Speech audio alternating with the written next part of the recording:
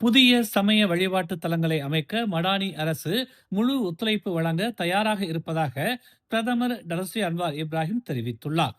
புதிய கோயில்களை கட்டுவதற்கு அரசு எல்லா வகையிலும் உறுதுணையாக இருக்கும் என்றாலும் நில பிரச்சனை, உரிமம் பிரச்சனை ஆகிய சட்ட சிக்கல்களையும் கோயில் நிர்வாகம் கருத்தில் கொண்டு விண்ணப்பிக்க வேண்டும் என்று அவர் நினைவூற்றினார். இன்று உள்துறை அமைச்சின் அதிகாரிகளுடன் கலந்துரையாடல் நடத்திய பின்னர் கோயில் நில பிரச்சனைகளால் என்ன மாதிரியான பாதிப்புகளை நில உரிமையாளர்கள் மேற்கொள்கின்றனர் என்பதை பற்றியும், வரலாறுகளுடன் தொடர்புடைய கோயில்களை அரசு பராமரிப்பதற்கான திட்டங்கள் குறித்தும் விவாதிக்கப்பட்டதாக அன்வார் தெரிவித்தார். எந்த ஒரு சமயமும் மற்ற சமயத்தையும் மற்றவர்களுடைய நம்பிக்கையையும் கேலி செய்ய அனுமதிப்பதில்லை. அதேபோல்தான் சட்ட விதிகளை மீறி கோயில்கள் அமைக்க வேண்டும் என்பதில்லை.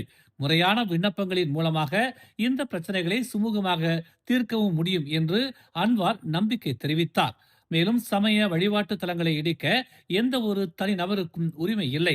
அரசு அதிகாரிகளும் முறையான ஆய்வுகளுக்கு பின்னர் சம்பந்தப்பட்ட கோயில் நிர்வாகத்துடன் பேச்சுவார்த்தைகளை நடத்தி அதற்கான தீர்வை வழங்குகிறார்கள்.